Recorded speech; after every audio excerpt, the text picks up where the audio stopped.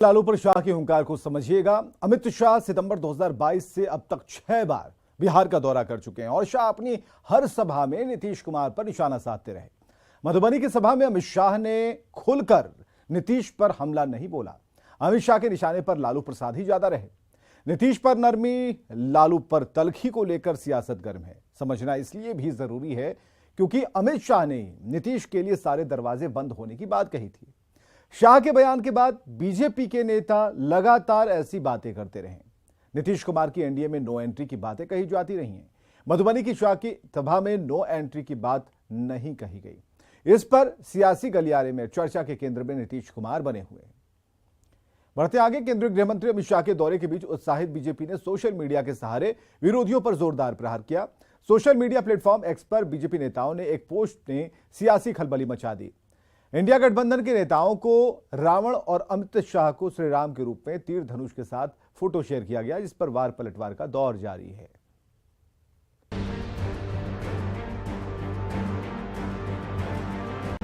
हाथों में तीर धनुष लिए अमित शाह की श्री राम के स्वरूप वाली तस्वीर और सामने रावण के तौर पर 10 मुद्दों के साथ महागठबंधन और आईएनडीआईए नेताओं की तस्वीरों पर तीरों की बौछार। सोशल मीडिया पर वायरल ये तस्वीर बीजेपी नेताओं ने एक्स हैंडल पर पोस्ट क्या किया, सियासी घमासान ही मच गया। राहुल गांधी को दशानन के अवतार में दिखाया गया है और उनके सहयोगियों की तस्वीर भी अगल बगल लगाई गई है और इसमें जो कोट लिखा गया वो बहुत इंटरेस्टिंग है। सनातन धर्म का विरोध, कुशासन, सनातन धर्म का विरोध, तुष्टीकरण, परिवारवाद, भ्रष्टाचार, सनातन धर्म का विरोध, कुशासन, पीएफआई का समर्थक। इस पोस्टर में सीएम नीतीश कुमार के चेहरे के आगे कुशासन और लालू प्रसाद के चेहरे के आगे परिवारवाद लिखा गया है।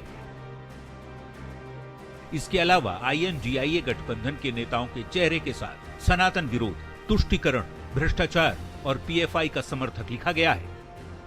वहीं पोस्टर को लेकर बीजेपी और महागठबंधन के नेताओं के बीच आरोप प्रत्यारोप भी तेज हो गया है। जिस प्रकार से हमारे यहाँ भ्रष्टाचारी, पीएफआई समर्थक, सनातनी परंपरा को लगातार चोट करने वाले और सनातनी धर्म पर हमेशा टिप्पणी करने वाले भ्रष्टाचारी, इन सभी को माननीय गृह मंत्री जी के आने से बेचैनी हो जाती है। कल तक मोदी थे, अब आ गए अमित शाह जी। कि भाजपा कार्यकर्ता 2024 में चेहरा बदलना चाहती है क्या? अमित शाह के नेतृत्व में चुनाव लड़ना चाहती है क्या? भारतीय जनता पार्टी चाहे पोस्टर जारी करे या चिट पूर्जी सर्कुलेट करे, आप जनता के सामने एक्सपोज हो चुके हैं। आपका चाल चरित्र चेहरा जनता पूरी तरह से अवगत हो चुकी है। हमारी सरकार, हमारे माननीय मुख्यमंत्री नीतीश कुमार जी के नेतृत्व में जो गवर्नमेंट है, उसको तो आप सुशासन, गुड गवर्नेंस कहते हुए थकते नहीं थे और सत्ता से बेदखल हुए तो कुशासन समझ में आया।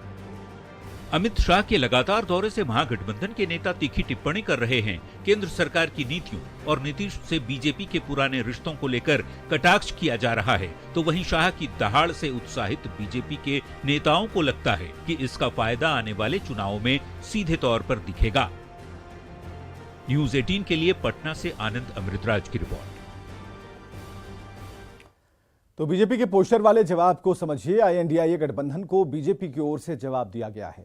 राम रावण वाले पोस्टर के जरिए विरोधियों पर हमला बोला गया है और अमित शाह को श्री राम के रूप में दिखाया गया है। शाह तीर धनुष से आईएनडीआईए नेताओं पर निशाना साध रहे हैं। राहुल गांधी को दशानन के अवतार में दिखाया गया और समझना यह है कि बीजेपी के पोस्टर में विरोधियों पर कई शब्दों से तंज कसा गया। परिवारवाद, भ्रष्टाचार जैसे मुद्दों को पोस्टर में दिखाया गया। नेताओं की फोटो के साथ शब्दों से वार किया गया। नीतीश पर कुशासन, लालू पर परिवारवाद का आरोप लगाया। बीजेपी के इसी पोस्टर पर सियासी वार और पलटवार जारी है। आगे बढ़ते हैं। बाबा बागेश्वर धाम वाले धीरेन्द्र शास्त्री का गया जी में लगने वाला दरबार अब नहीं लगेगा। प्रशासनिक अनुमति नहीं मिलने के कारण दरबार कार्यक्रम को रद्द कर दिया गया। यह कार्यक्रम 29 सितंबर से 5 अक्टूबर तक आयोजित होने वाला था।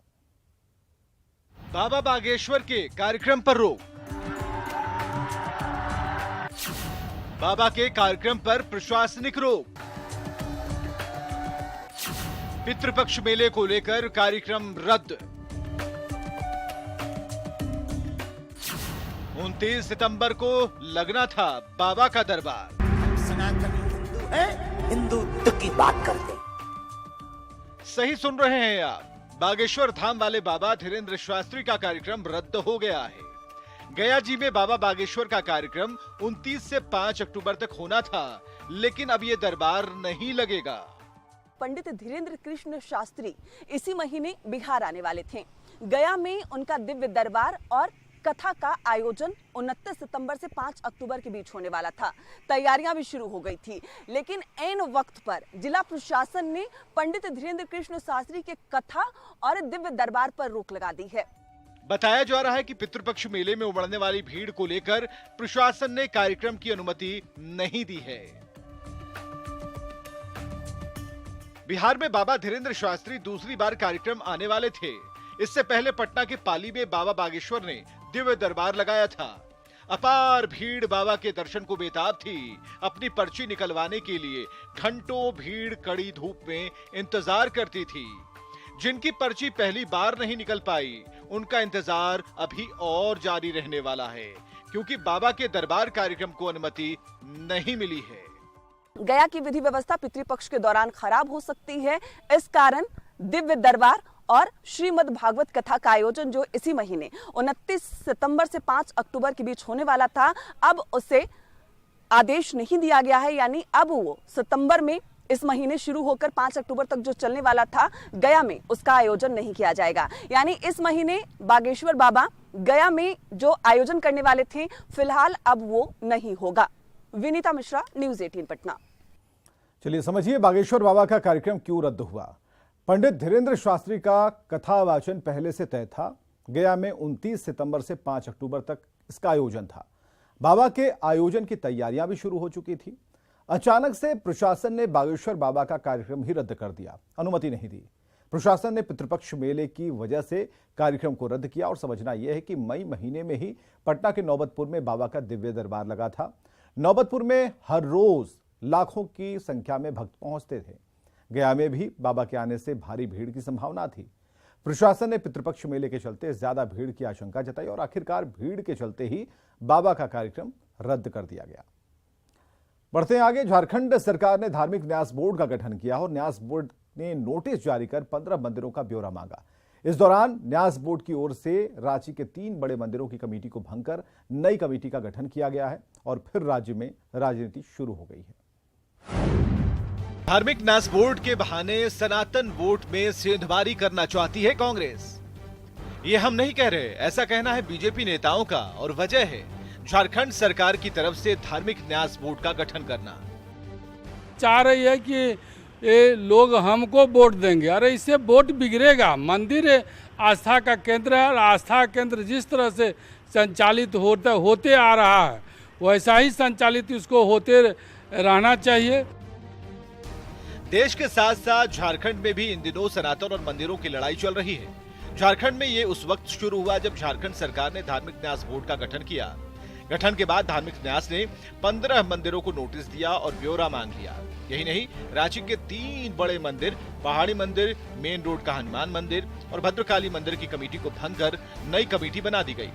यही नहीं, देवघर के कई धर्मशाला की भी जांच के आदेश दिए गए। कोई ये सत्ता प्रयास करे कि हम मंदिरों का प्रबंधन समाज से लेकर सत्ता के हाथ में देंगे, तो ये उचित भी नहीं है और ये कभी सफल भी नहीं होगा। हालांकि धार्मिक न्यास बोर्ड के अध्यक्ष जयशंकर पाठक ने आरोपों को गलत बताया। हम लोगों के पास उदाहरण है महावीर स्थान पटना का, जहां पे एक मंदिर से वो अगर सही से चला तो एक विशाल मंदिर वहां बना। उस मंदिर के निर्माण के बाद आज 3 अस्पताल, Mahavir cancer hospital, Mahavir general hospital, Mahavir eye hospital, ऐसे वहां पे अस्पताल का चलन हो रहा है और उससे तमाम हिंदू का और गरीब लोगों का उससे फायदा हो रहा है। यही नहीं, बीजेपी सांसद दीपक प्रकाश ने भी मंदिरों के जरिए कांग्रेस पर राजनीति करने का आरोप लगाया। तो झारखंड में जिस प्रकार से मंदिरों पर राजनीतिकरण करने का काम कांग्रेस कर रही है, सरकार के समर्थन में कर रही है, हेमंत सोरेन जी के समर्थन में कर रही है, हिंदू समाज, आघात लगा हिंदू समाज को। कांग्रेस के प्रदेश अध्यक्ष राजेश ठाकुर और झारखंड के स्वास्थ्य मंत्री बन्ना गुप्ता ने बीजेपी पर हमेशा धर्म के नाम पर राजनीति करने की बात कही। उन्होंने कहा कि डुमरी उपचुनाव का रिजल्ट बताने के लिए काफी है कि अब लोग बीजेपी को समझ चुके हैं।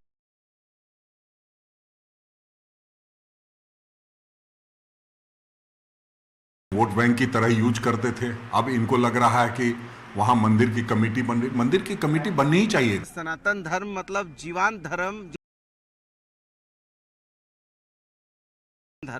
लेकिन जो लोग सनातन धर्म को तोड़ रहे हैं, जोड़ रहे हैं और उसको अलग अलग व्याख्यान कर रहे हैं, वो इस सनातन धर्म की मर्यादा नहीं समझते हैं। लेकिन एक बात तो बिल्कुल सच है, वो कि झारखंड में सनातन पर सियासत ने रफ्तार पकड़ ली है। न्यूज़ 18 के लिए रांची से गौरव झा की रिपोर्ट।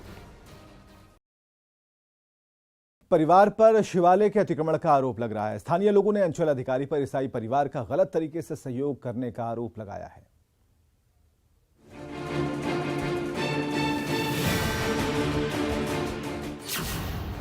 शिवालय की जमीन पर हो रहा कब्जा, अब इसे सवाल समझिए या आरोप, लेकिन गुमला में ये मुद्दा चर्चा का विषय बना हुआ है।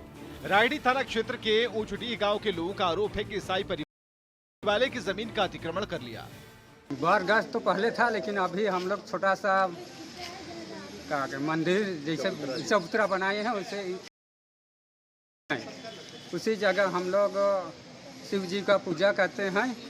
लोगों की माने तो सनातन धर्म से जुड़े लोग यहाँ आस्था और विश्वास के साथ